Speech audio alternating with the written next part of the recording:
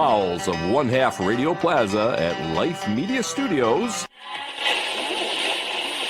Hello, folks. Welcome back to Real Country Radio. Congratulations, Detroit. You can be thoroughly ashamed of yourself. The homicide tool has reached a nice even 750. Details on the latest leveling from Police Sergeant. Coming up now, we're going to start off the set with... In the morning. Bucketbloods Tigers could use this guy's talent. Have you had time to get ready? I don't waste any time getting ready. I stay ready.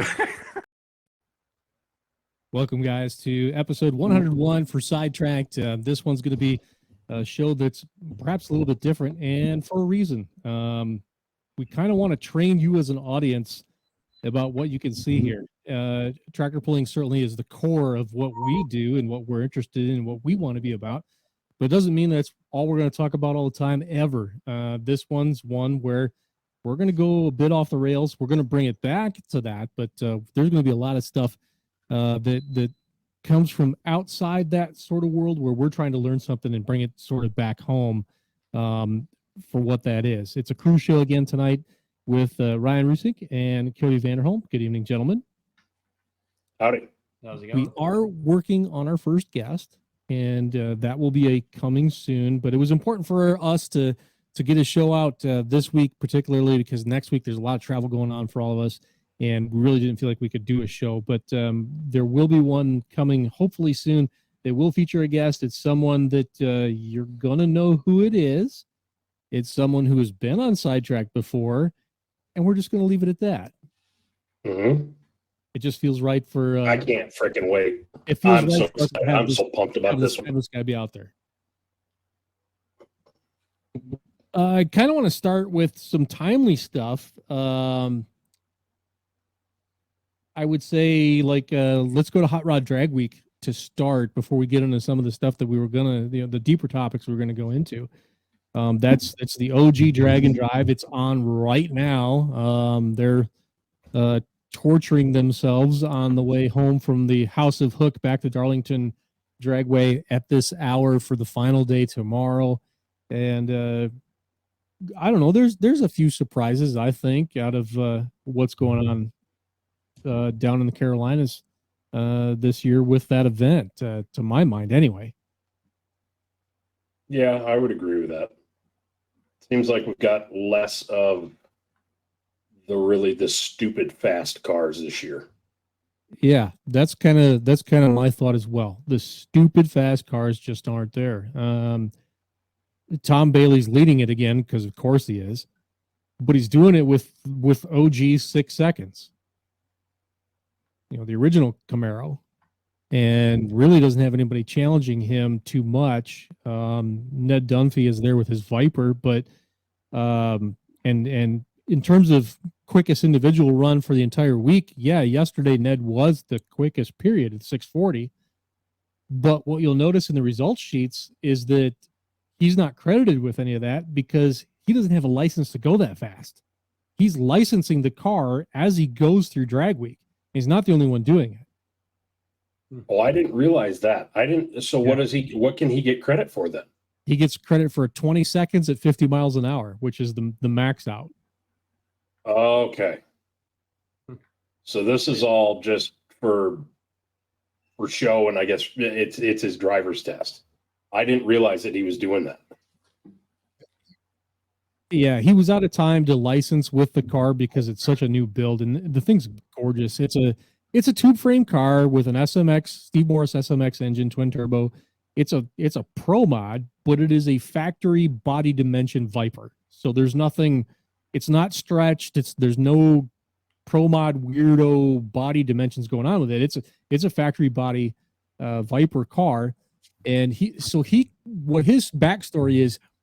He's done well for himself, and he got hooked up with Vengeance Racing, which is a noted GM tuner, and said, "Hey, challenged them. Hey, you want to do a Viper for like half mile and standing mile and roll racing and whatever?" And they built him a badass Viper. And so this new car is amazing. Yeah, it's an amazing car, and it's fast. It's really fast, and not only that, it's a stick shift car. I don't know why my mic's cutting out. Yeah, you're kind of cutting in and out a little bit. Check, check, check, check. Well, son of a bitch. All right. Hold that thought. While you're fixing that, for those that don't know, walk us through, how he's doing that as he goes, how he's actually making that.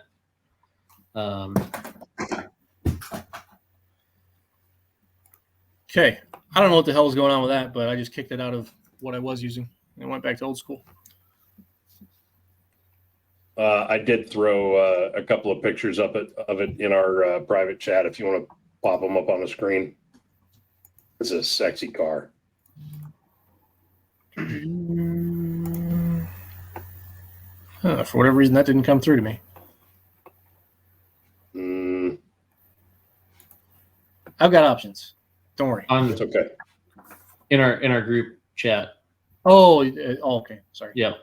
Not I here. went StreamYard private chat. Sorry. Yeah, no. I know what you're thinking. But anyway, the interesting thing about the new car is that the way he's got it plated, he plated it and called it the spare. If you're going to come out with something that's the spare, you better make sure it's going to be an ass kicker, and it is. And it is. I still think Motor Trend just wrote an article that they published today about the car that could win drag week, or that what is it? The car that could win drag week but can't. And that must be the story, because it does have to do with it being, that he's not licensed for final result to do that. Yeah. And it doesn't. Well, it winds up being academic because of what happened today. Yeah, that's true. That's true. He had a bad day. Yeah, I haven't found the video of it yet. I will at some point, but I don't know what the story is necessarily there with what happened with the car. But he launched the intake manifold clear to the moon. It's a billet 2-piece design, and the top half went to the sky with whatever went wrong and ruined that carbon fiber hood along the way. He'd made a post, I guess he was going to try to get from the House of Hook to Darlington at least to finish the weekend and say he completed it, but the car's not what it started the week as, I guess I'll say. Yeah. I presume at this point by now, he's gotten his license, correct? He's licensed properly.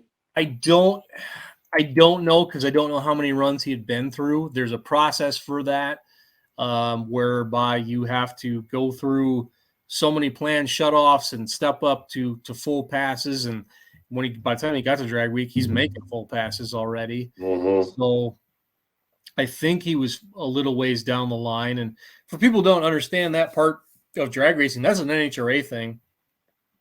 You're free to go. I don't know what the exact spec is. You're free to go up to a certain time limit, a certain speed, without doing anything. But beyond a certain limit, you've got to prove that you can control a car capable of going that fast. And so there's the base level pro license, which gets you entry. There's a top sportsman license that comes above that.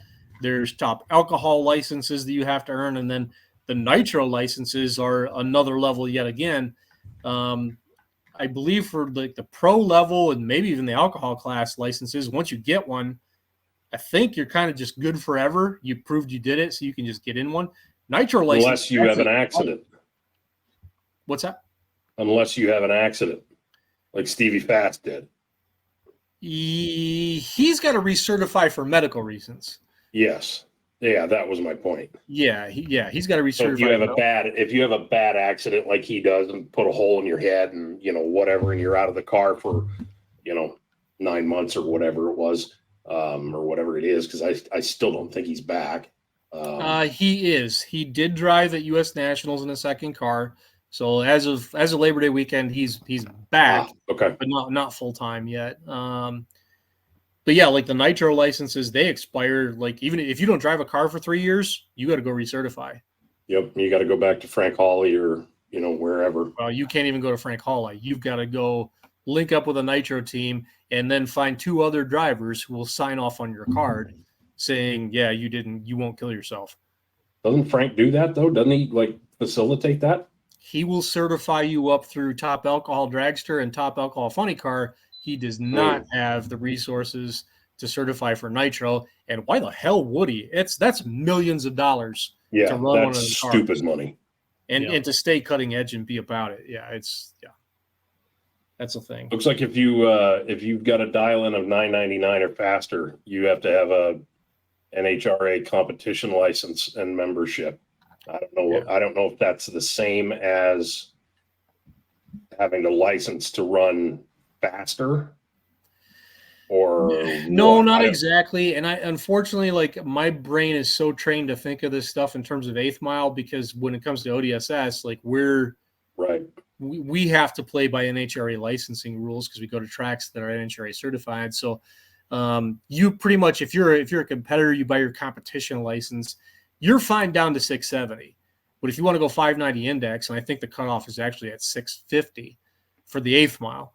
So if you want to go 590, now you got to get your pro license. You've got to do the plan shutoffs. You've got to do the graduated runs. You've got to have a couple drivers sign off on your card that you're not dangerous. You're doing what you're supposed to do, all that stuff. So there's pieces to it. Even last year at Indy, for Cletus and Cars, they had up through Top Alcohol there for NHRA racing, and Cletus Garrett himself, he didn't have a pro license. He had to earn that with Mullet to go as fast as that El Camino will go, and he was lucky. And if you're that much of a social media influencer, you can do this. He had Tony Stewart actually was one of the 2 people who signed off his card that he could drive. That's kind of cool. Yeah, super cool. It's super cool. But I suppose at that level, you're gonna, whoever signs off on your card is gonna be pretty super cool. Yeah. Imagine having Scotty Cannon sign off. I'm not sure that he can, because I don't know if he has a current one. You may be right. Yeah. Although he's in the car now, isn't he? No, it's his brother's in the car. Brother. Yeah. Got it. Yeah. Got it. So needless to say, is make friends, not enemies, when you start out. Big time, yeah. And so he does not have a current license. I didn't think so, because he's been out of the car for a long time at this point. Can we talk about Nick's Cryer milk wagon? That thing that is cool. Sweet. That is who now? What? The milk truck? I think I did see that. Yeah. That thing is sweet. Oh, that'd be cool. I don't know how the world that got a chassis cert for that thing that goes as fast as it did. Maybe it's just slow enough that it doesn't need one, but it hauls the milk. 3-day. Literally. Yeah, I see what you did there. Yeah. Literally. 3-day average of 10.6 at 123.68. That's kind of booking it. Yeah. So hey, where's Clark? If you've got results up, Cody. I will. I don't have today's results, but he was number 2 in class. I don't have today's so results for any either. of you guys who follow this or follow half mile in the top speed runway racing, Clark Rosenstangel has a generation. It's a Gen 5. Yeah, it's a Gen 5 F body. Steve Morris power, and he makes stupid amounts of power. And he's actually from my hometown. He actually repaired the first car that I wrecked when I was in high school. My mom's Beretta. A Beretta. Which class did you say? Big block power adder, I think. Oh, what? He's in modified power adder. You'll find him right here, number 2. And the guy he is trailing, Devin Vanderhoof, is in a Fox body convertible Mustang. Yeah, he's not catching him. Flies. Yeah. Guy's got your late 80s, early 90s white Mustang convertible with a black soft top, except that it's caged and it runs in the 7s. Yeah, I don't know how in the hell he's capable of going 201.16 miles an hour, and That's that damn just thing doesn't fold insane. itself up like a tent. Yeah. But he does. So yeah, without today's results. So we talked about the licensing thing with Ned Dunphy. That's why you see here. So first day he was slow at 12.256. So fine, he was legal. But then the next couple days he's fast, and so he gets credit with a 20. There's been some other guys, Jack Brooks and Ultimate Iron. You see the same thing going on. Alan Whitaker with this Monte Carlo. He's another one who's licensing the car. It's another Steve Morris engine machine. It's a 72 Monte Carlo. It is mint, and his tire covers, his sunshades, are actually painted to mimic the tire and the paint job. The car's immaculate. You could eat off of it. And Nice. he's a super cool guy, but he's licensing as well.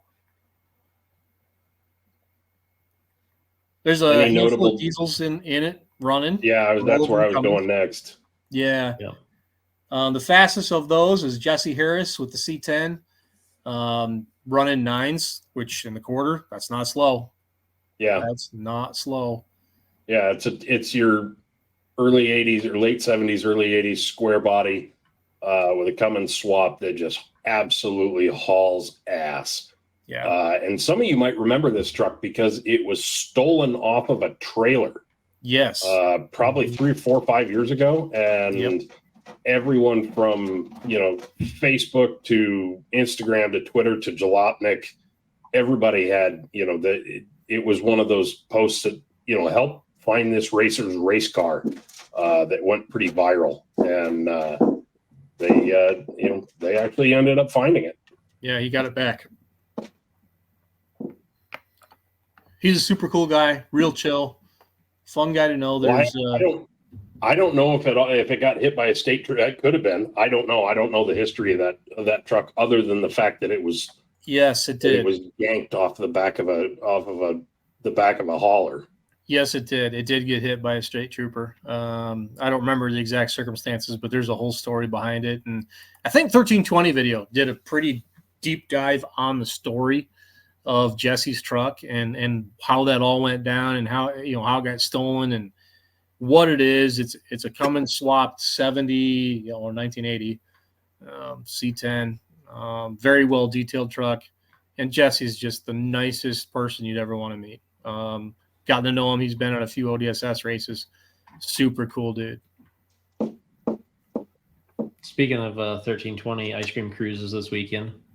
Yeah. So I plan on being there for some of it. We'll see what the weather does.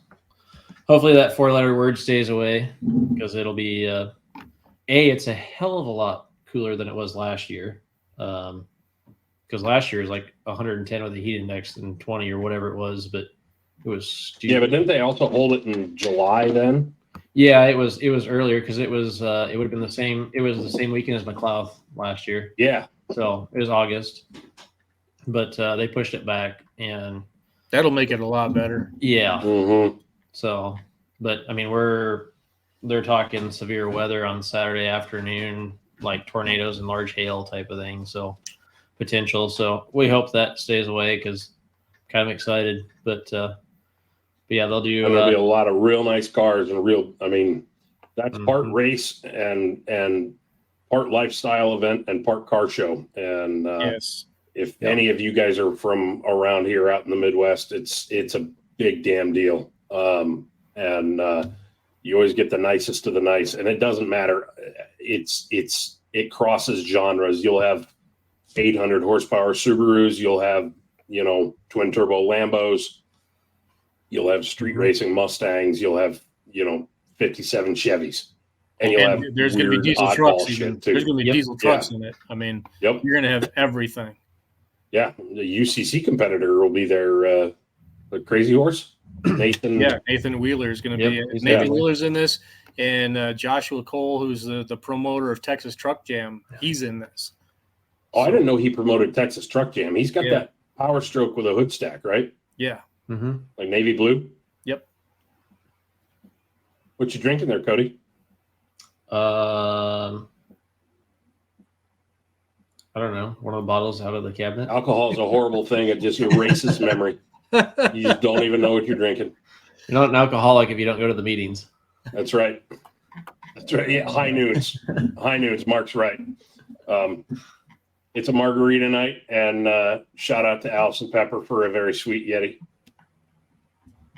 Oh, speaking, so there's a segue right there as well. Did get the lowdown tonight, or this afternoon. I did talk to Jeff Story, and with Near Passes retiring and what the lowdown was there with the sleds and where they're all moving. Jeff bought Near Pass's mini sled, and he bought the big Class 8. That's a good buy. The Class 7 and the junior sled, which I don't even know what that is. I don't know. It's Class 5, Class 4. I don't know. It's kind of it's a Honey I Shrunk the Sled. That's what that thing is. Yep. So it's like antique stuff for that then? It's great for antique stuff. I've seen it stop a super farm. I mean, it will do that. But it's kind of just an oddball for its size and versus capability. But anyway, so those two, I don't know where they're going. They may be going to Canada. That was kind of the rumor. But the big Class 8 and the mini are staying here. Good. Well, and if you're a small association or decent sized association, you could buy your own sled, not have to have it cost. You got a couple hooks here and there, like you could spread that out and pick up a sled that would work for some of those antique stuff. Yeah, and there's a lot of antique clubs that do. The more sophisticated transfer sleds, it gets a bit rarer. I think Thumb is kind of unique in that sense that they own their own sled, and I know it's a money pit. But on the other hand, that consistency that it offers, which has maybe more to do with the guy who's in the seat of it, Jim Storm, who I fucking love to work with. He's one of the best ever. Has a lot to do with it. Mick, I'm not sure which one was the one that was lettered up with the Lucas graphics, if it was the Class 8 or the Class 7. I feel like that was the 7 that is still for sale, not the Class 8. But don't hold me to that. I'm not sure.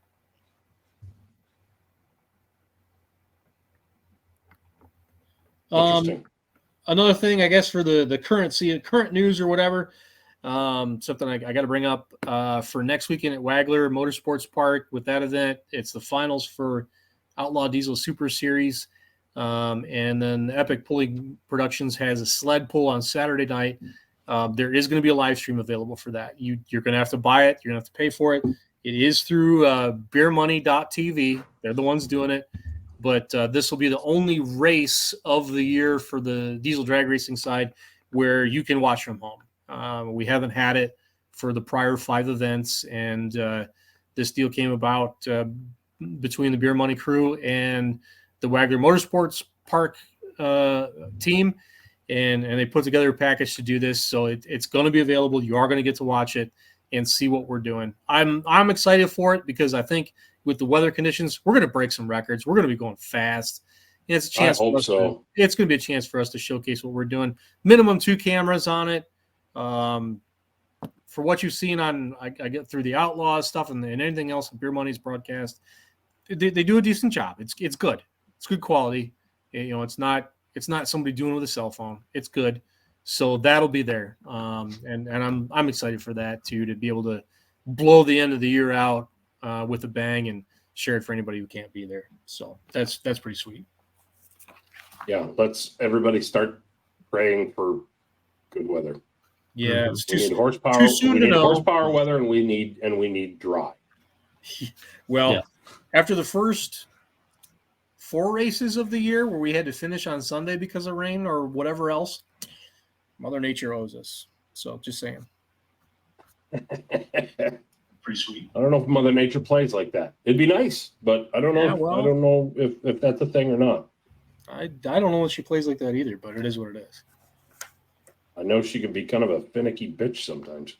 She wasn't Wasn't running gonna say it. in Bedford. Gonna try to be nice, but yeah. Yeah, she was kind of finicky in Bedford, that's for sure. Yeah, I just had a conversation about that. And the question I was asked, ironically, the question I was asked is, what do they do for the scales? Do they clean the mud off every time after it goes through so it's accurate? I think Sounds like accurate voluntary. in and of itself is a very relative term.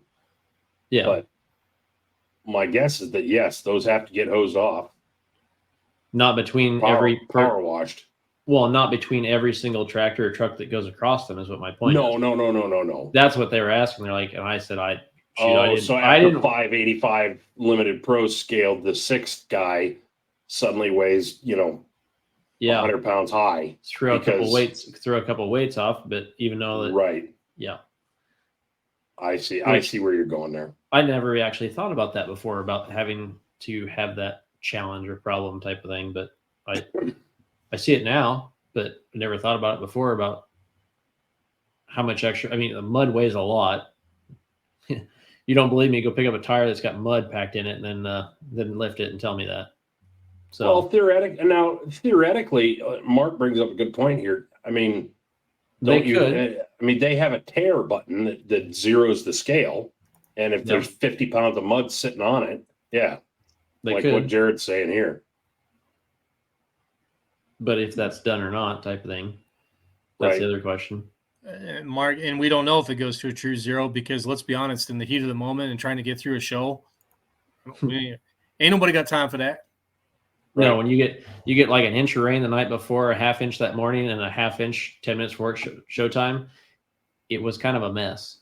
So that's a big reason why in a lot of rule books you won't see this at the national level, but in a lot of rule books you'll see that 1% weight rule. You weigh out the back end, as long as you're less than 1% over, fine. It's mud on your tractor, whatever. Fine, get out of here. Yeah. Sure.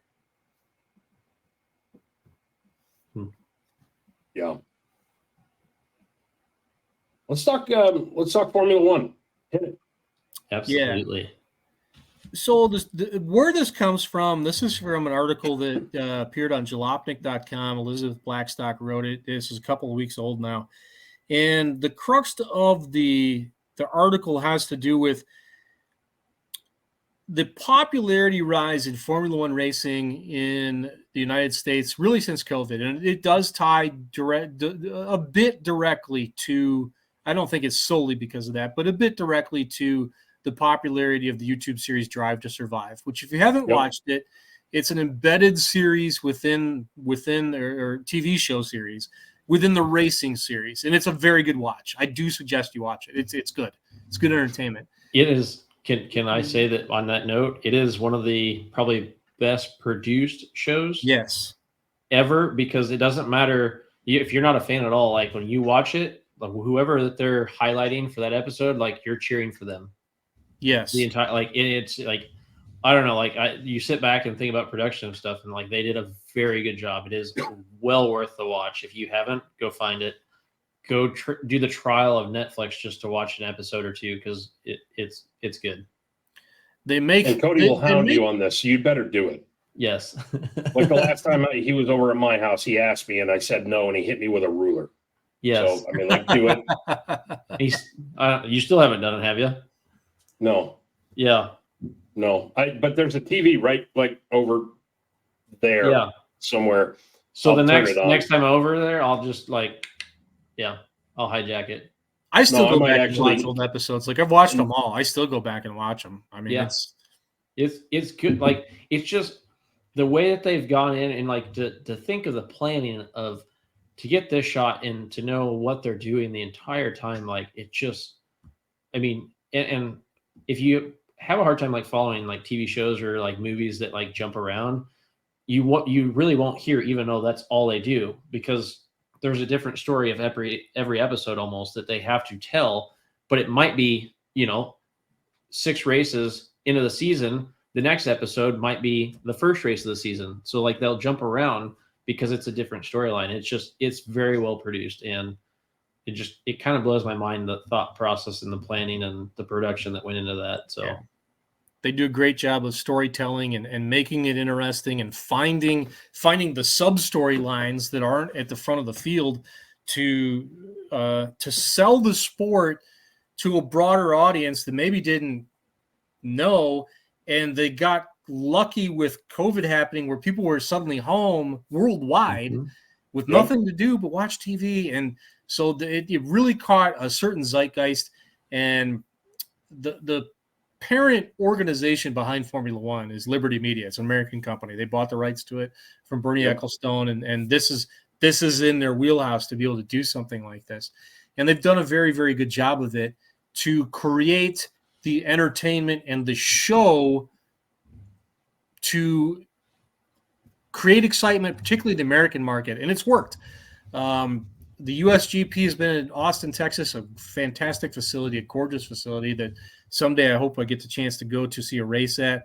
They've expanded on that. We're through the second year now of the new Miami Grand Prix, and now this fall coming to Las Vegas Grand Prix. It's the first time in history that Formula One has raced 3 times in the same country outside of the COVID year when they were confined to Europe and had to out of necessity to keep the series going. Yes. There. Sorry, I was. You have to capture this shit when it happens, and we're operating on a certain plane around here, and we're going to right. I was going to ask you to create a zeitgeist counter and just put it up and right up here in the top corner of your screen, but nah. When you fly at a certain, altitude like we do on this show, you just reach for the ailerons and barrel roll right through that shit. Right. Yes, that. Or you sit and drink booze and you tell words and say truths. Or that. So the point of this article, though, let's bring it back to the central point, though. They've done a great job of selling the sport. A bunch of people are interested. All of a sudden, hey, this is awesome. Look at what's going on over in F1. We want to watch races. And there were a couple things that I highlighted out of this article that I don't want to read the whole thing. I'm not going to. It's like 3 paragraphs. But a thing has happened because at the end of the day, it's not just a show. It is still a competition. Mm-hmm. There's rules written. There's a rule book. There's fights weekly. That's a central theme of Drive to Survive is fights about the damn cars. Yep. We have reached a situation where up until this past weekend, Singapore. Prior to that, the week prior to that, Max Verstappen, the point leader, had won 10 races in a row, and Red Bull Racing had won every single race back to the Singapore race a year ago. Mm-hmm. Yeah, which they lost this past weekend. It's a track that doesn't suit their car. But as it goes, the fandom has started to cool now. Because it's like, oh, this guy won again. Oh, this guy won again. Oh, this guy won again. And in real time, we've gotten to kind of see how an organization pivots and handles something like this. It was said that at an event hosted by Goldman Sachs, Motorsport.com reports, Liberty Media CEO Greg Maffei told the crowd, the challenge obviously is Max Verstappen is having an unbelievable year or record-setting year. F1 CEO Stefano Domenicali is rightly trying to pivot and say, come watch this historic event. You've never seen success like this. You don't want to miss it. We'll see if that works. No, well, it did. It could have up until this past weekend when Carlos Sainz took it. Yeah, and that's the thing. That's the thing. I mean, to the broader point, this next thing is as a new era of tech cemented Red Bull and Verstappen as a cut above the rest, though, F1 discovered a problem. It sold a lot of viewers the promise of entertainment more than it had prepared them for the realities of modern motorsport. Now fans are losing interest. And, it goes deeper to kind of look at what could they change. And I don't know that you can't. You can't. Yes, you can. Well, yeah, you can. Go ahead. Finish your thought. You can. All right, you can. You can do the NASCAR thing where you do the midseason rule change and you just fuck everybody up for the sake of parity. You can. Yes, and NASCAR you can do is more than down that, though. grandstands because of it. It doesn't work. But they've already kind of done that a little bit. I mean, they put a cap on the spinning limit of all that stuff. But that was all in the past. That was all Right. before this happened. That already Right. existed. Right, but I'm saying That like was- you can that do was some almost more of that. that was almost more to establish some sort of parity Right. and It to was. go And to your exact point, Liz's main point in this whole argument is right here in this paragraph. Now, I'm not suggesting that F1 changed tack. I don't want a series filled with gimmicks that serve as band-aids slapped on the major wounds of systemic issues. I don't think anyone really wants to see F1 regulated and being competitive. Other series have proved that just doesn't work. And that's our point.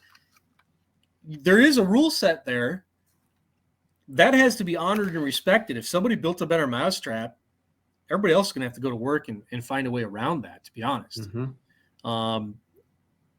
Now what you've got to do in a subtext of this article is to go back to what the early years of Drive to Survive were, where the Red Bulls and the Mercedeses didn't participate in the series. You had to go find those smaller stories and go tell those. Yep. So if you're the rights holder for the series and you're controlling the TV product and the social media and whatever gets out there, which is, don't get me wrong, it's way better than what Bernie Ecclestone used to do, which was nothing. Yeah. You're going to have to go back to finding those stories and go find what's going on in the back of the paddock and tell those stories. Because, while Max is setting records up front, it is not as compelling maybe as the fight at the back, the back markers trying to, earn their way and still keep their ride at the pinnacle of motorsport. This week, an extension was granted to Oscar Piastri. It'll be fun to see at the Japanese Grand Prix. Do they talk that up and make that a thing? They talk about that and follow him through the course of the race and tell his story?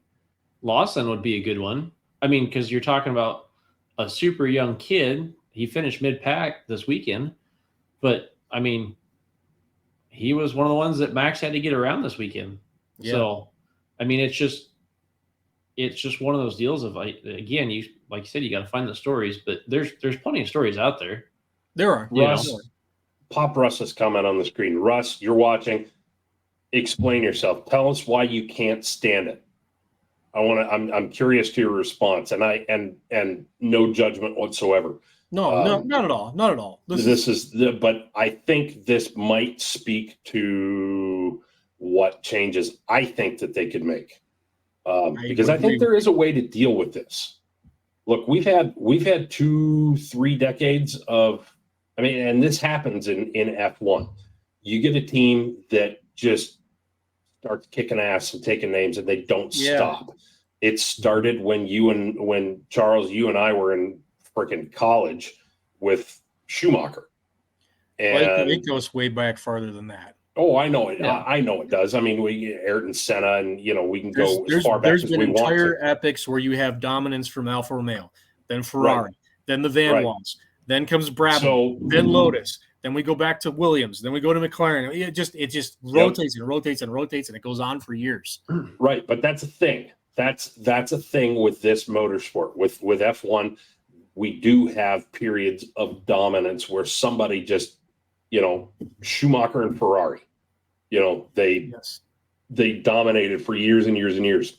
First person to, one of the first people to unseat him was Lewis Hamilton, correct? Yes. Am I right there? Mm-hmm. Hamilton is the only one to ever match Schumacher in terms of total titles, and really before he did that, Vettel didn't get the total number, but he's the only guy to ever win 4 on the trot. Mm-hmm. Yeah.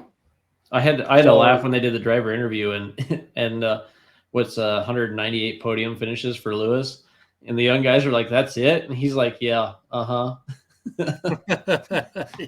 They're asking him they're asking him if he's going to get to 200 before the end of the season, and the young guys are like, "That's it," and he's like, "How many do you got? 2?" Yeah, that is Russ, hard at this level. And Russ, that's totally fair. I get it. It's a whole different world. It is. And when you see the budgets, it makes absolutely no apologies for itself. It is the most expensive motorsport on the planet. Yes. Even with a salary or with a spending cap.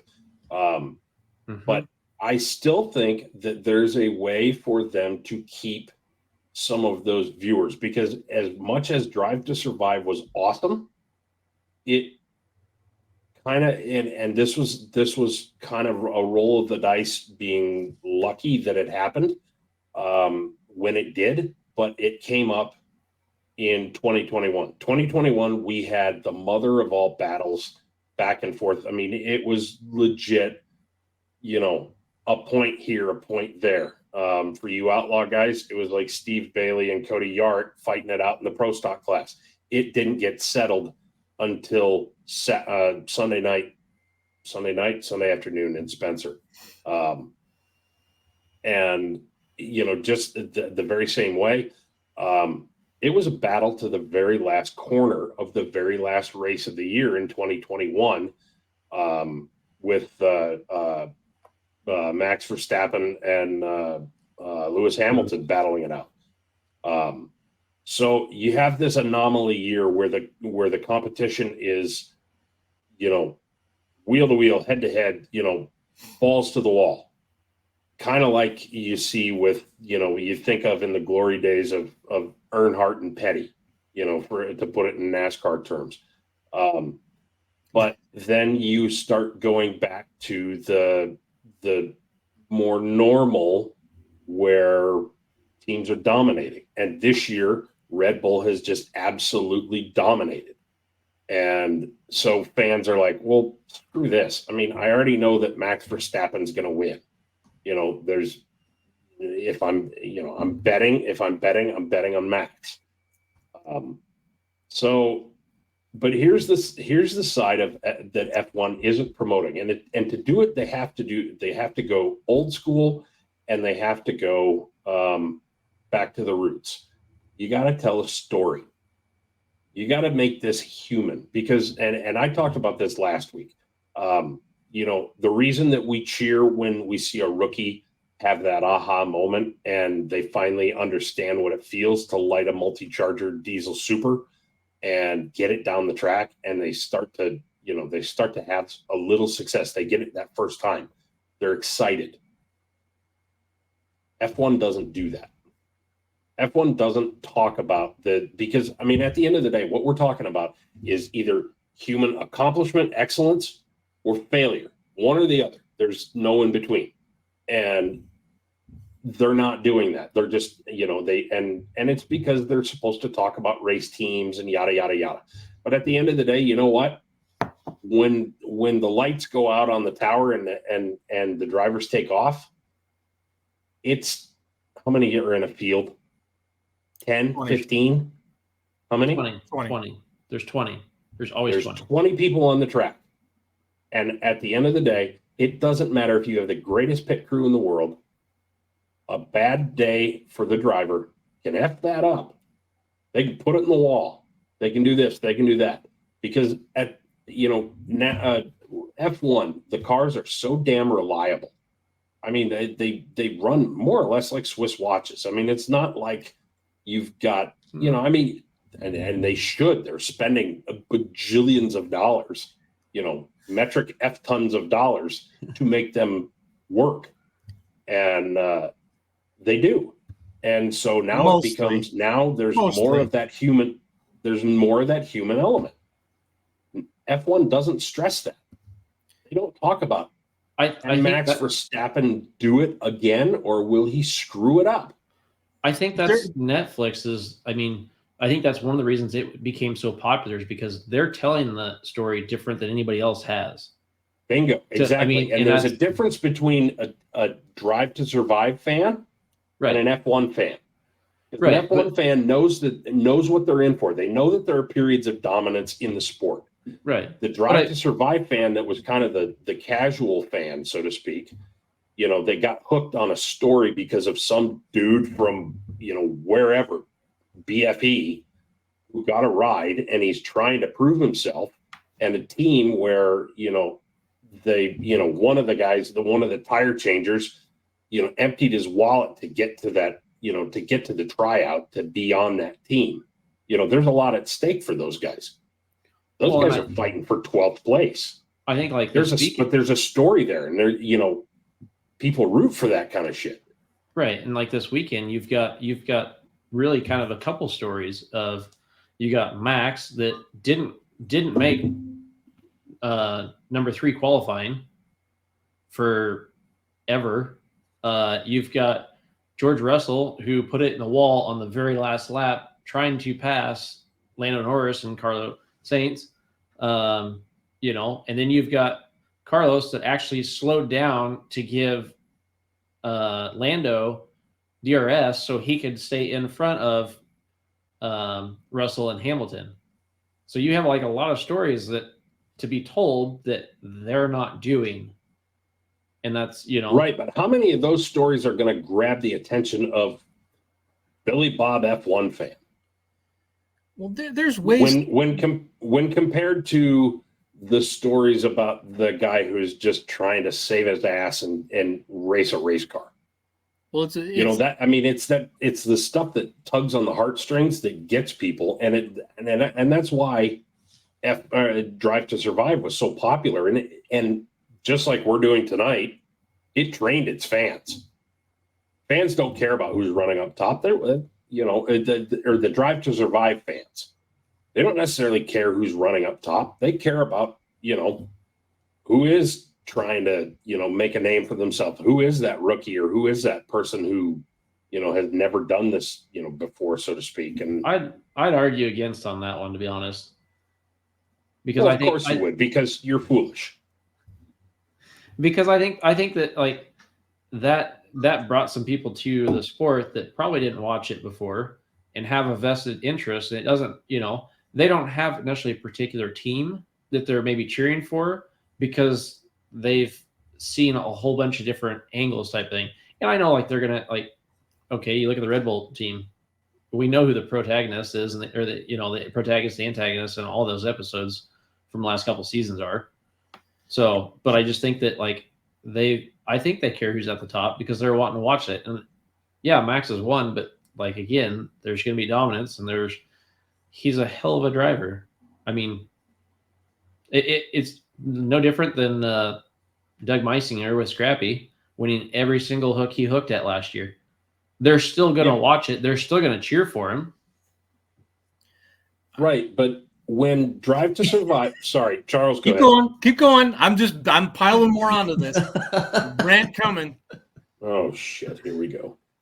When Drive to Survive started, none of the big teams would let him in. Right. Right. Like you didn't have the Max Verstappen, you didn't have Lewis Hamilton. They had to concentrate on the smaller teams. Mm-hmm. The teams that weren't fighting for that top spot. And because of that, it kind of trained that audience to expect that and to root for that guy. And as time went on and Max and Red Bull started to, and who's the other guy? Is Perez? No. Checo. Sergio Perez. Checo. Yeah. Okay. But as Red Bull just started,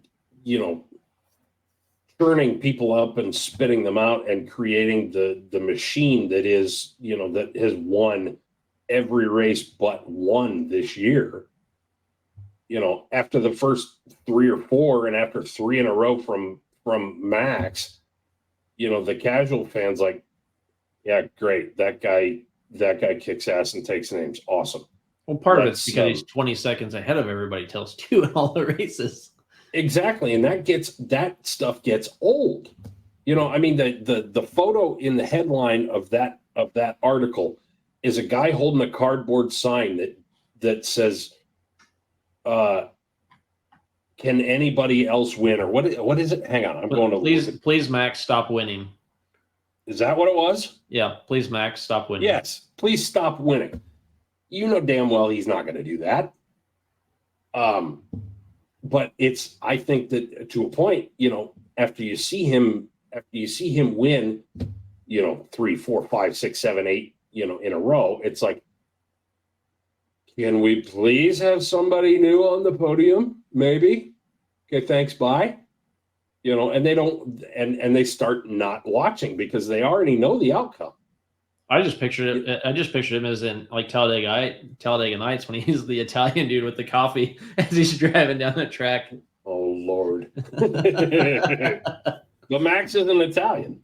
No, but that's what I picture. Max is Yes, like, I know. But all right, yeah, you want tag in, Charles. Go ahead. I will shut up now. The world of F1, to Russell's point, does come off as very corporate and snobby. Everybody is marketed to the hilt. There's press releases everywhere. Everybody is in the exact same lockstep uniforms, perfectly pressed shirts and pants. Everyone is 160 pounds and does calisthenics for fun and says all the right things at all times. What Drive to Survive did was introduce the fact that there is a real world of racing and competitiveness underneath that motorsport where guys do say the word fuck a lot. They get after each other. There's a chippiness there. One of the best lines of last year's racing series was a human moment between two team principals where Toto Wolff is being very, very German and very Teutonic and very representative of Mercedes, a global automaker, saying we can't figure out how to stop the porpoising of the race car. We don't know what to do, and it's not fair, and we're losing. And Christian Horner, who represents a soft drink company that builds a better car, looks at him and says, change your car then. That was fighting words. Yep. That's the cool shit that needs to be seen in F1, and it goes on in all kinds of motorsports. You got to humanize these people and bring the personalities out. Mm-hmm. And that's And what there that we go, series not did being more so than any other coverage of F1 has ever done. And if you haven't watched it, I understand why you think F1 is so corporate and stuffy. You've never seen these guys be a little petulant bitch once in a while, because they are. Yes, 100%. Don't flip a knife on the show anymore. If we ever get to the point where we monetize and we can actually start paying for gas and our time, and you do that shit, we won't get monetized anymore because we'll be seen as violent. Wait till I bring out the guns. They're in the safe right there. Right. The cordless hole punchers, we should leave them alone too. Yeah. Yeah. So Powder actuated leather punch. Okay, so let's bring this back around. How do we as people in the media or people or promoters, I know there's somebody in here probably who's promoted something. Sorry, I saw Russell's comment and it derailed me. Power to the chubby guys. Fat people are harder to kidnap. We are not movable weight, but that's okay.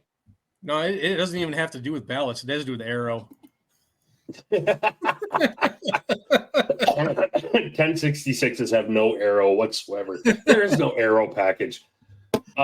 Circling this back around, how do we as media and or promoters, how do we put some of these lessons that F1 is having to learn and our smartass opinions into play here when we're promoting shows or we're talking about what's going on in the sport? My contention is that we keep making it about the driver and about the human, the excellence or the failure. And we put it in those terms. If you didn't win, you did fail, in a matter of speaking. Now, the fact that we have, we know all these people. Most of us know a lot of these drivers. And, you kind of hesitate maybe to put the human failure spin on it because then it puts so much more pressure on the guy in the seat or the girl in the seat. But my point is, I think if we make it more about the drivers and the storylines and less about the Sunday, we'll sell you the whole seat. You'll only need the front half, and that BS about, competition and yada, yada, yada. Let's find out. Let's actually do the digging and do the homework. If you're a promoter, figure out in the classes that you've got, ask, what's the storyline here? If you don't know already. If it's light pros and Matt Smith is kicking everybody's ass with a blue tractor, and he's coming to town, is there anybody who has anything for Matt? Or is his brother going to step up and knock him down a peg or stuff like that? And you sell it that way. Because if there's human failure or human achievement involved, we can all relate to that, because we all know when we've had a bad day and we've screwed the pooch. We also know what it was like and what it felt like on our best day when we kicked ass and took names. Whether that's in our work or whether that's in a pulling tractor or on a racing track or whatever. I think there's some lessons that can be learned there. What do you guys think? No, I totally agree, and I think it behooves some of us who are quote unquote media and announcers and whatever else within the sport too. We can't be just willing to shove the microphone in the face of the guy who did well. We've got to be willing to shove it in the face of the guy who didn't, and capture that raw emotion as well, and understand that it's going to be uncomfortable. It's not going to be fun to do for either of us, and expect that as a competitor that maybe you are going to be put on the spot. I'm not going to phrase it quite as direct as this, but you may see me approach your window or your roll cage and say, man, it's a matter of saying, you suck tonight. What happened? What happened? And if don't necessarily always be the gentleman and say, well, I just missed it, whatever, this, that. No, I want a real moment from you. Are you pissed? I want to know. Like, don't tell me that you missed the setup. Don't be the damn robot that is beholden to whatever's on the side shields of your competition vehicle. And I honestly think if more of you did this, more of you would get that big name on the side of your side shields or the side of your cab as well, by being a real person and not just being this vague freaking automaton that can recite the corporate lingo that everybody else also can say. I want you to come up there and say, yeah, Brett Berg winked at me. That son of a bitch threw me off. I watched that damn podcast with those three assholes. Two of them from Iowa. One of them from Michigan. And they got in my head. That's okay. Yeah. You can say that. We got broad shoulders. Yeah, and I'm not. And you know what? If I ask you a question that's uncomfortable and you unleash at me, I'm not gonna take it personal. I'm not. No. I'm the one who put you on the spot. I knew it was coming. That's all right. And I guarantee you, half an hour later, we're gonna be like, I'm gonna come find you and be like, dude, I'm not only not pissed. That was awesome. Thank you. And then you're gonna hug it out, and we're gonna be okay. Yeah. But drivers, you can help in all of this. Competitors, you can help in all of this. Don't be afraid to be who you are. Yeah. Maybe try and curtail the F-bombs, because none of this runs on a tape delay.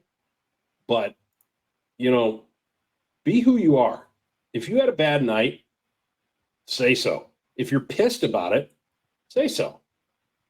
Within reason. Don't throw your helmet and, cause a scene and do all that. Save that for, when you're back towards the hall. But you can make it known. Yeah. Yeah. And you know what? To Brittany's point, some of that with rivalries and stuff like that. Awesome. It's because true personalities get out there. I know what happened with the Wayman Kincaid thing that happened a year ago next weekend. Mm-hmm. Wayman ran his mouth like Wayman does. And I love Jason Wayman. I'm not bagging on him in the slightest. No. And I know why he did it. Mm-hmm. I know why he did it, because he knows that a little bit of good-natured, shit talk, calling out stuff like that, putting some money on the hood, that's good for business. I can't tell you. I was there that night when Jason and Adam duked it out after that 3-0 class. And I can't tell you how many people texted me. I think it was probably 5 or 6 people, it's not a huge number. It's not like 40 people asked. But 5 or 6 people who did not pull in the 3-0 class, had never pulled a truck. They were cage crawlers. They were 4-1 pullers. And they asked me, where's the live stream? Is anybody going to go live for this, for the showdown between Wayman and Kincaid? Mm-hmm. And where can I find the results? Who won? Matter of fact, the guy who did it the most, he blew up my phone the whole damn night, Seth Novak. Yeah. Seth Novak's never pulled a truck in competition. He's a 44-30 guy, 44-40 guy with a 4-1. Mm-hmm. But he wanted to know. He didn't have any vested interest in it. He just, I mean, he knew the guys casually, maybe had a beer with them or a shot at some point in time. You know, I mean, Wayman pulled with Outlaws and Seth pulled a little bit with the PPL West, but, you know, that kind of stuff where the true personality shows up and we create maybe some of those rivalries, that's good. It gets butts and seats. And to that effect is, you know, if you're a promoter and you're saying, hey, I $5,000 purse to win, why not, you know, talk about the guys that are, you know, just put on the flyer or just put a Facebook post, talk about the guys that are coming to compete for that $5,000. If you got guys telling you, like, again, goes back to the same thing that Wayman did, is, I mean, he advertised it, and then you got a lot of people asking. That's a way to get people in the seats. It's a way to tell a story. Is don't just try to get the pullers there with the $5,000 payout. Sell it to the fans. Talk to the fans and tell them, you know, who's all coming to win the $5,000 purse or whatever the purse is, you know. But, you know, do that. And I get there's a lot of shit that happens leading up to a poll to try and find those stories, but that's where asking other people for help comes into play. Now, don't do that. The promoter of the Epic Pulling Series is watching tonight. She's going to text all of us. And if she doesn't have your number, Cody, I'm going to give it to her. Everything we have said so far on this subject, though, has been a pushback and a push down on the media, on the promoters, and the competitors for what they can do. They're not even remotely the biggest part or the biggest influencers of what happens with any motorsport. That is the fans. And so that brings me to story number 2. This was published 9 days ago by Mark Glendenning at racer.com. And the crux of the story, the specifics of the story are meaningless. What it has to do with is fan reaction to anything that has to do with motorsports, and it's a commentary on social media and the way things behave right now. And it boils down to simply this paragraph.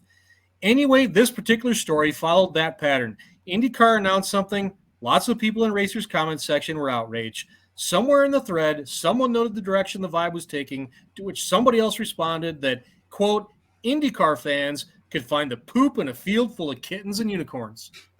It doesn't matter how great the story, how awesome it is, whether it's tractor pulling, drag racing, NASCAR, IndyCar, Formula One, underwater poodle punting.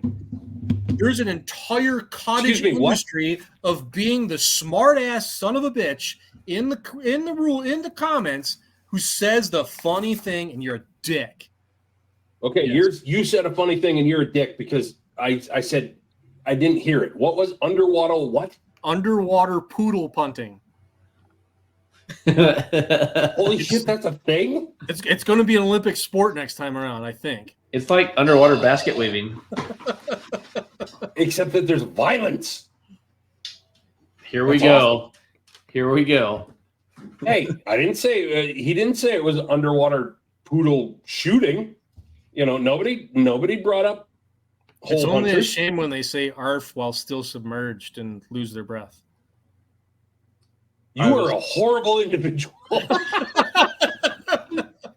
I gotta reload. I'll be back. I was waiting for you to say something about a cordless hole puncher, underwater cordless hole puncher. But no, seriously, it does boil down to this whole thing about the rampant sarcasm in society. And don't get me wrong, I speak sarcasm fluently, and I will laugh really hard and properly deployed. But I think you have that with every sport, everything in general. I just think that's like a social norm now. I mean, but there's a reason. It sucks. Oh, I know. We know that. We all know that. But I'm saying, like, there's a reason forums go over so well because someone has some side of opinion that's going to piss somebody off. But there's a reason pull off. It's like, well, that's going to piss off pull off. How many times have we heard that? it's gonna happen, and there's always gonna be someone that's gonna have the devil comment about something, and it just I don't know. It's frustrating. Pull-off actually, I got to compliment the pull-off community. They didn't get pissed about an occurrence at Enderley. In fact, it never even came up. I was really impressed. There we go. We draw attention to it. It's going to happen now. Yeah, now it's going to happen. Now what there is going to be pissed about. Nice work. But I'm just like, it's like the social norm, I remember we talked about like a Sue Happy culture and all this stuff I just listened to Joe Rogan's podcast on the way back from Arkansas tonight actually, and he was Oliver Anthony, and they're talking about different things and like what's the social norm and some of the different stuff that's like what people latch onto of it doesn't matter what your intent was, is people are going to attach to one certain thing or the other and then interpret stuff differently, and then they're going to make it known. So they are, but I guess I'm going really base with this. If you are more inclined to click the laugh emoji on a sarcastic comment than you are to click the like emoji on something that is properly supportive for somebody, you're an asshole. Yeah. And I don't want you a part of my motorsport if that's how you would behave. Like I get it. I'm good with sarcasm. I speak it very fluently, like I said. But if that is your tendency, get out. I don't want you there. You are now part of the problem. Wait, if you speak sarcastic, do the plan shutoffs. You got to do the. Hold on, sorry, I hit a button. You can speak the sarcasm, but if your sole pleasure is derived from engaging with the sarcasm and not with the positive, then you're the person at the Cars and Coffee I hope the Mustang hits. Well played, sir. Because you're the fucker who's sitting there with the phone out, waiting for it to hit somebody else anyway.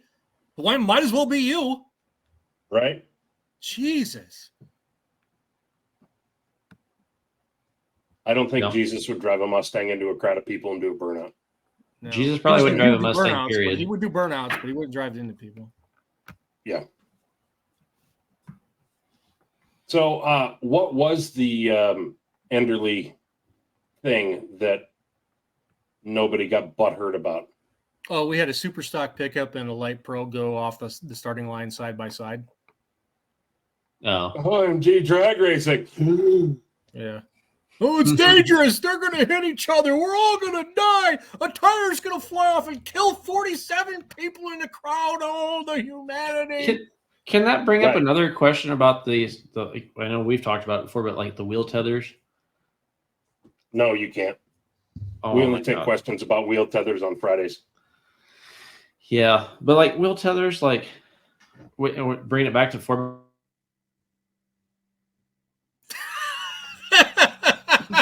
when George Russell hit, and some of them guys hit the wall and the wheels, like, oh yeah, there's a wheel tether, and it still hit it off. It's like, is that not going to happen in pulling? Like, is this just an added cost it's going to take to pull, and it doesn't actually help stuff? Like, I don't know. Somebody smarter than me can probably answer that question, but it's just, I feel like it's one of those things of everyone thinks that we have to have it, or not everyone, but a lot of people think we have to have it when it's just going to be an added cost and it's not actually going to help things. Because, like I said, F1 has cost. I couldn't even begin to speculate what the cost is. No idea. The problem I see with them is the designs that I see proposed, and I'm far from a successful engineer or anything like that. Obviously, that's not what I do for a living, but most of the designs I see proposed for them don't address the root problem, because the failures when a tire comes off, it's not just the lugs breaking or the hub failing, it's the entire damn spindle goes loose. And these systems aren't designed to retain that. No. But again, it's if they slow it down enough.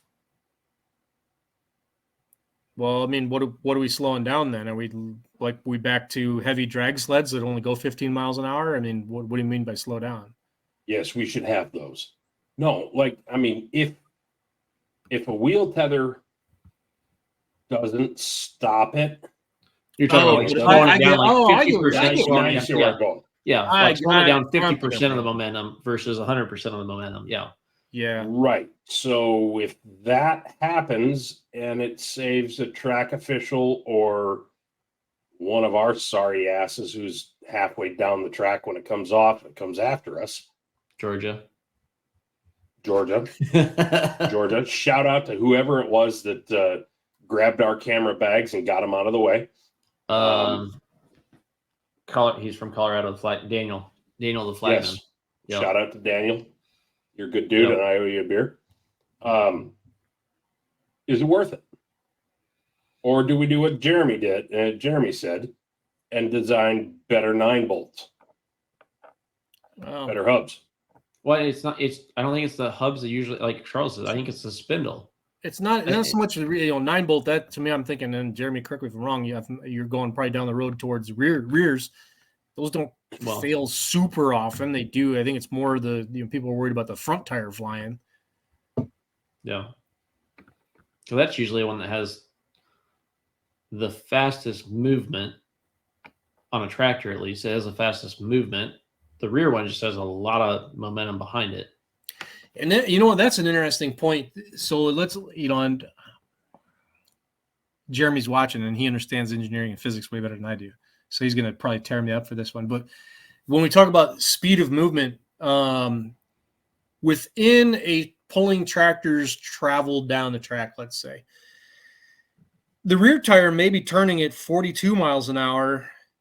The vehicle itself is moving at a ground speed of maybe 10 miles an hour. But what breaks the front tire off is the down slap. Mm-hmm. I don't know what that mile per hour is, but the force imparted upon it is tremendous. And now sends that thing off like a pogo, like a pogo against stick. its air pressure and bing, it's off like a missile. Yep. So I guess like speed's the wrong way to necessarily think about this. It has to do more with forces and their direction of being applied.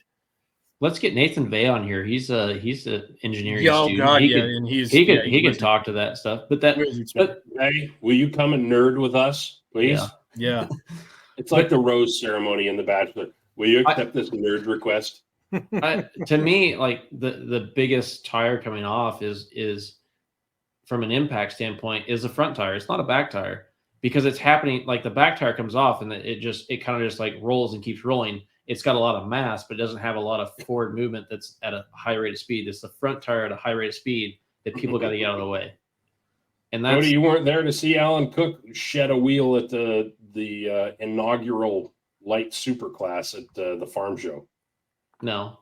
I mean, it does. I'm not saying it doesn't happen. It does. But like a planetary style tractor, there's a lot of shit that holds that back. And even some of the modern super farm designs where they have the top hat brake rotor in there, the brake itself is still holding that wheel back to the tractor. You're going to have to break a lot of shit to get that wheel to come away from the tractor.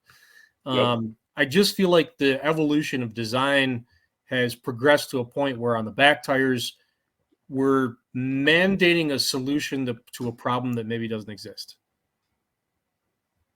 Yeah. Maybe. Hey, there's some comments. We should no, Ray, it was not the camera guy. It was that lady who was sitting there in front in that area right at the end of the track.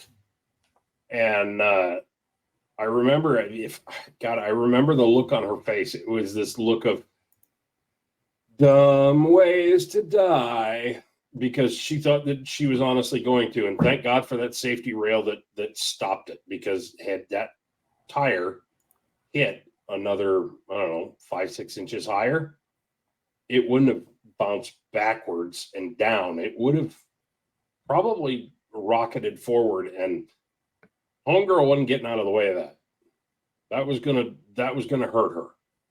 So I mean, yeah, I'm glad that it didn't happen, but I still remember that. And somewhere somebody got a camera shot. I don't know who got the shot, but she had this look on her face like, Yep, this is how I'm going to die. By a tractor tire.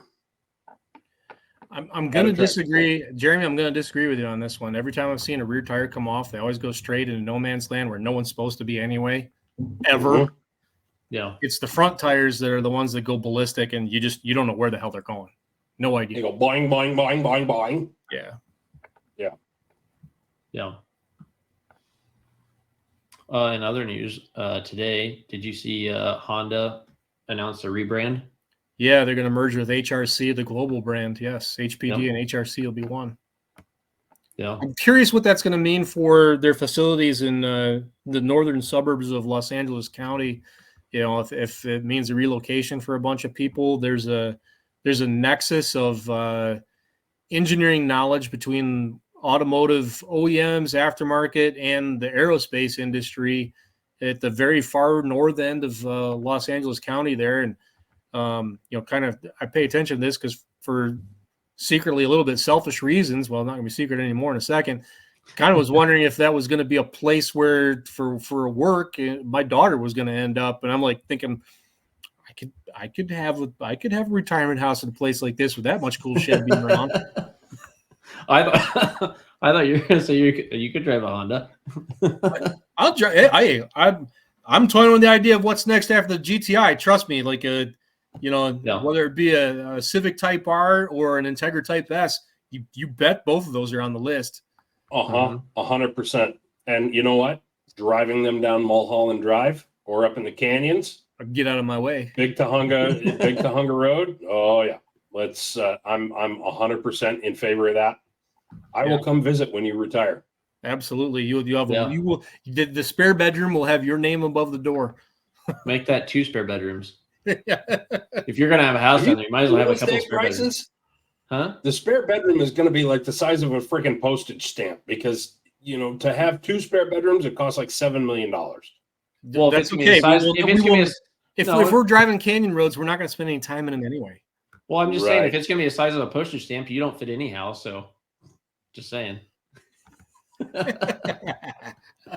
Folks, this is why you watch us.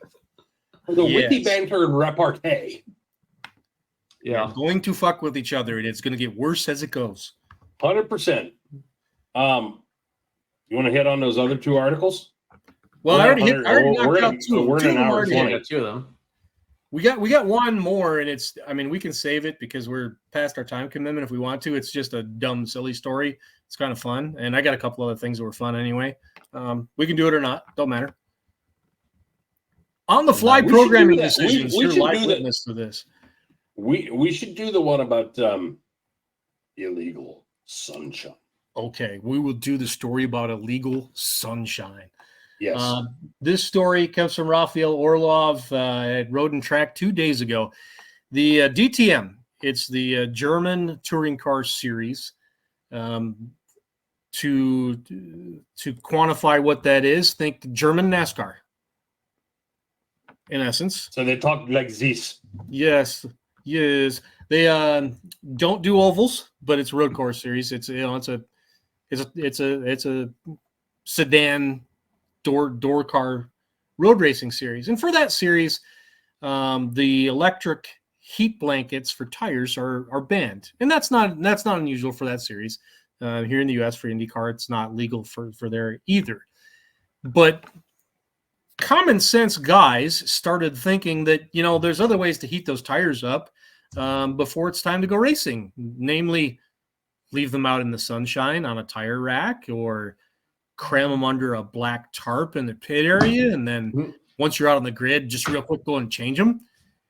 And one team picked up on this and bitched to the motorsport governing body for DTM, which led to them issuing a clarification for what has to be the dumbest thing in the history of all racing, saying that you must protect your tires from sunshine at all times, with the exception of wheeling tires out onto the grid. The series notes that teams are therefore obliged to make every effort to avoid this situation.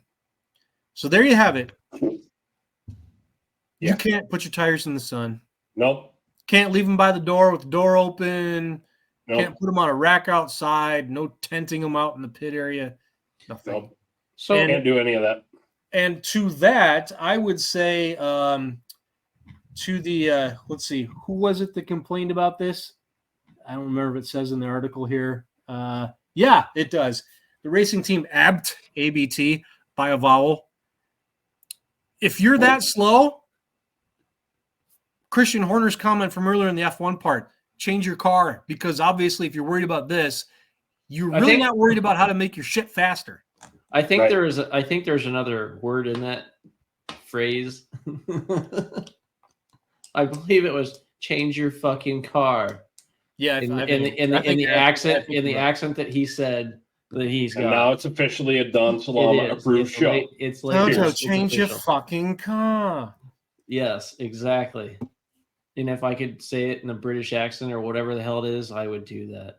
But the Germans, the Germans, whatever. But that's and I make this thing go fast. But my question is, like we talk about tires, do they ever cure tires in motorsports? Like, do they ever buy a set of tires and leave them sit for a couple months to cure? No, they don't want them hard. They want them to be soft. In fact, they treat them to be soft. Yeah, I mean, not to veer into the world of dirt track racing, but soaking tires. Google soaking tires. Oh my gosh. Yes. Yeah, that's yeah.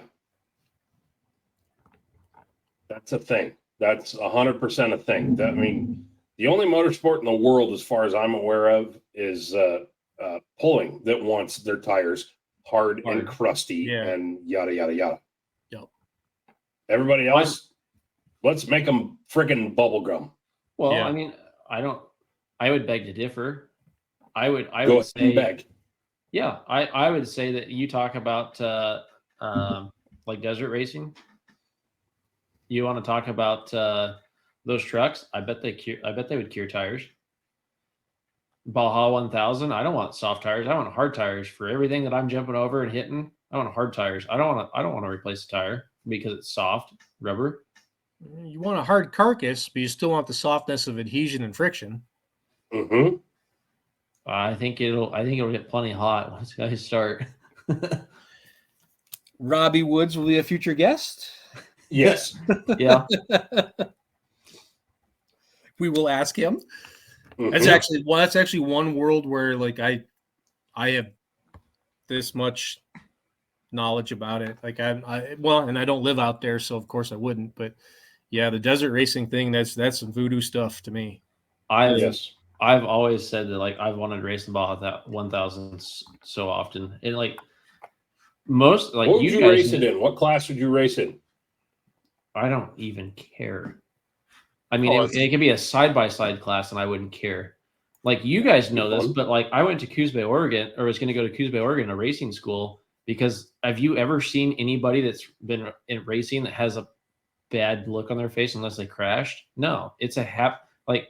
They're super chill. Yeah, I mean, like I would. That'd be like a dream job of like going out there and just racing every single day. Like horsepower puts a smile on your face, and it would be fun. But where were you going? Dirtfish? Me? No, Coos Bay, Oregon was out. So you start out like it was a 5-day class, and I was like 18 at the time. And I was going to fly into Coos Bay, Oregon, and the instructor's like, if you fly out here from Iowa, I'll personally pick you up from the airport and bring you to the track every day. And you start out with it was like a late model Camaro, and you went to a Corvette C5 and then a Corvette Z06 as like the top one, and then you and you did it on dirt?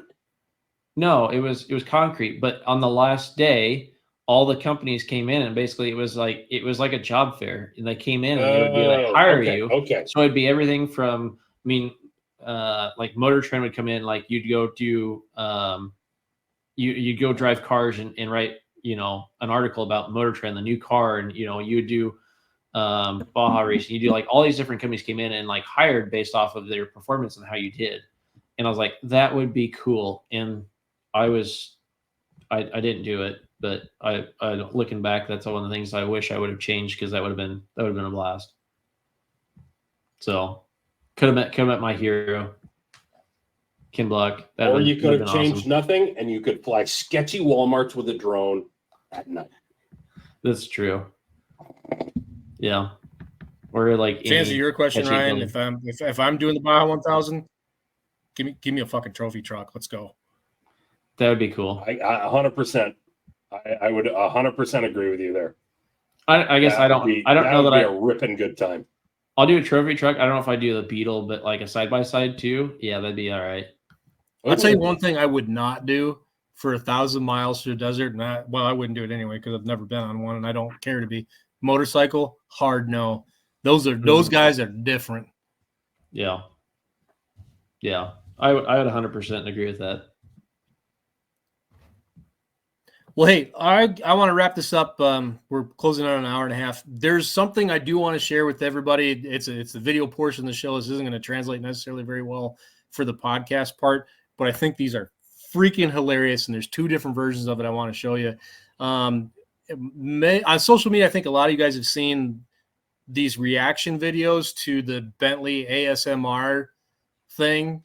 Where, yeah.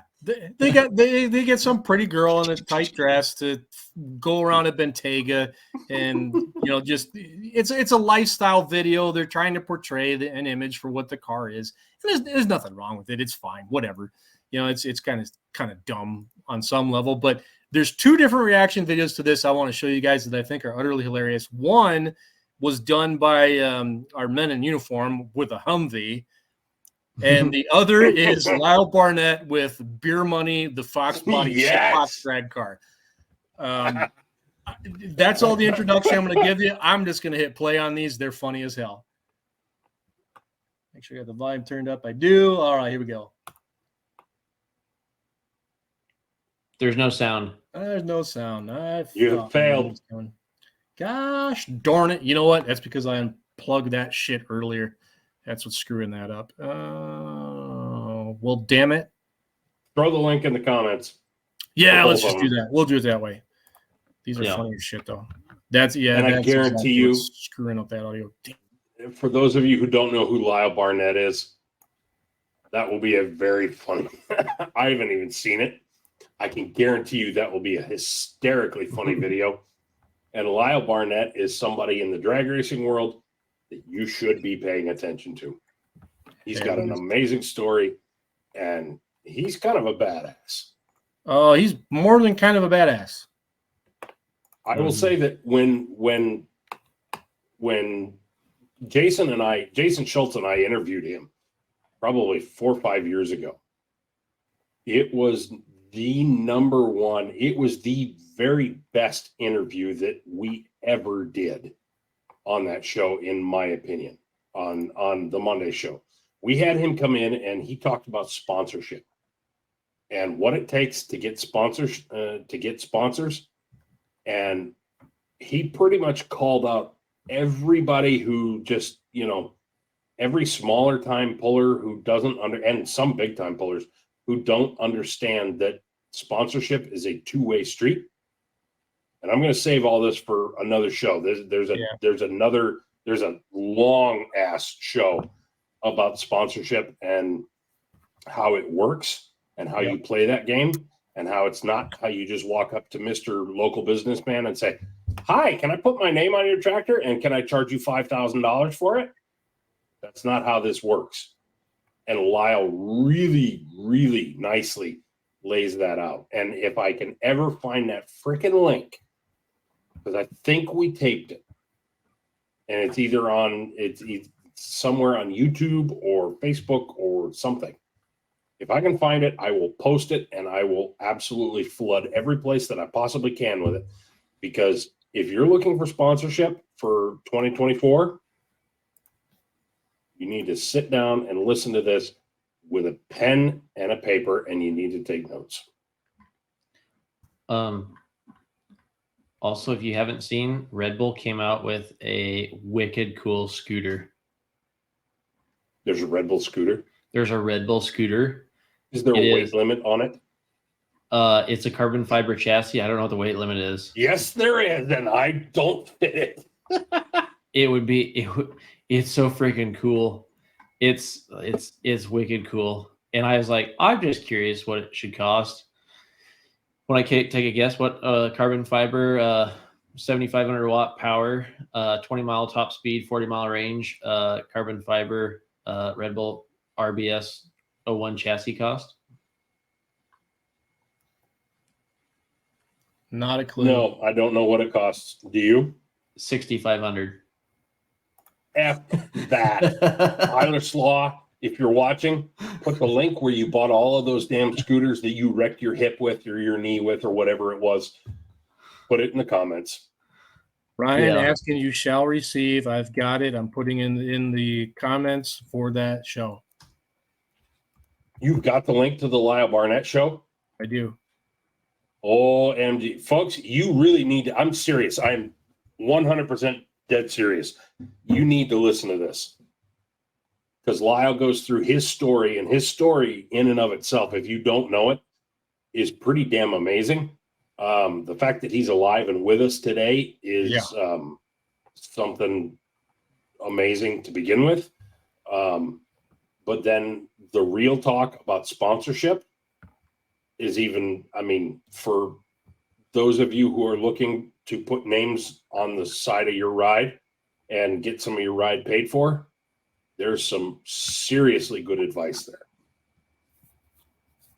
Like, I will sit down and I will watch that show tonight. And I've actually never seen it, so I will go back and rewatch. It is a terrific primer on how to get sponsored. It is a very good show. It is, I stand behind this comment that it is one of the very best interviews that we have ever done on the Beer Money Monday show. It's in there, Jeremy.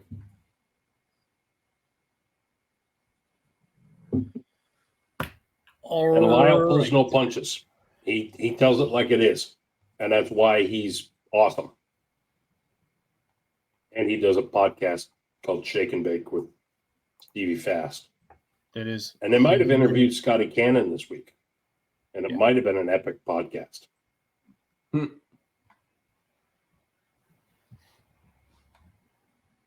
right. That's all I got for tonight. Thank you guys for joining tonight. Plan is right now, there will not be a show next week. A lot of travel going on for all of us. So we are going to skip next week, but just pay attention. We'll be back with episode 102 in 2 weeks' time. Hey, are you, I forgot to ask, are you headed down on Thursday night for ODSS? Yeah, I will be. I'll get down there late. It'll be like, pushing midnight by the time I get down there, but yes. And 4. Okay, because I'm planning on doing the same. That's next weekend. I suppose we could bullshit over some whiskey, just for fun if we have any gas left in the tank when we get there. Fair enough. And Cody could, but he's going to be flying drones over Walmarts. Yep, pretty much. It happens. Bring back a keg of spotted cow when you come home from Wisconsin, please. We actually talked about that at my office today. Somebody has put in a request where my office is moving. Put in a request for me to bring back spotted cow. No, we didn't. We didn't specifically have to mention tell everyone. But I knew that you were going to fly Walmarts and Sam Clubs in, Wisconsin. When in Wisconsin, you do what you need to do. And I know you got trunk space because you drive a big ass truck. I'm driving a Blazer actually at the moment. Yep. We don't have a kegerator to put it in, and the new office isn't ready, so you're off the hook. But next year when you fly them, gonna need one. Yeah. Maybe. Unless I get there first. Yeah. It's very unlikely I would make an appearance at Lions, but I would like to say that I might be able to, because that'd be fun. Listen to the suspense build, folks. Hope you can make it, buddy. We had a blast driving down there, last year. Yeah, And the night before was even better. that was rough. No, it wasn't. We got to see my wife after she'd had way too many. Well, yeah, it was entertaining, and it was So my it doesn't wife, doesn't happen very often, so it was really entertaining. It very rarely happens, but the night before Jeremy's pull last year, my nephew Jacob got married, and so open bar at the wedding or at the reception, and my wife might have kind of tied one on, and Kara came home, and Cody had never heard her slur words, because Cody and I put this together kind of last minute. We decided, oh, what the hell, let's go down there. And we left at like 4:30 in the morning too. Right. That's why I was saying it was Cody rough. Cody drove up from his house, which is like 2 hours away from mine.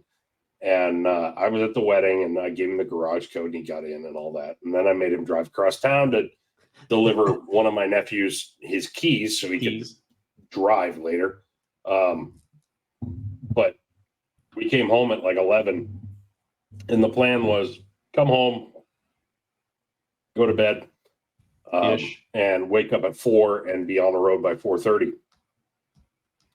And we got home, and Kara she'd had a good night. She was having fun, and she was speaking in cursive, and it was awesome. We laughed about it all the way out there. Even the cats didn't even know what was going on. Let's just say that she renamed the cats that night, and I wish I could remember what she renamed them, but she named them. I know, something. and she doesn't remember either. And Ryan's like, "What did you just call her?" And she's like, "Such and such." She's like, "No, that's not what you called her. You called her something else." She's like, "Well, I renamed it." Like, remember that now. She's like, "Your child, your child, and you just renamed it, and it's like at its teenager stage, and you just decide, hey, we're having a name change." So that was a fun night. That was a fun night. Being sleep deprived and headed down to Jeremy's Park to shoot the Adam Kincaid, and Jason Wayman showdown was a lot of fun. Yeah. No, Jeremy, none of us are going to make it to Georgetown. It's unfortunately, it's for me to get down there is like 6 hours, and I can't, it's already like the first 2 nights are already done. Yeah, it ain't going to happen. Well, actually, it's next week, but the first 2 nights will be done before I can even leave. And then, Thursday's travel time, I wouldn't make it there in time for Thursday. And then I got to be back over in Indiana for Friday. It's just not going to happen. So basically, Jeremy, what we're telling you is it's on you to provide media coverage. Yeah. We're all counting on you.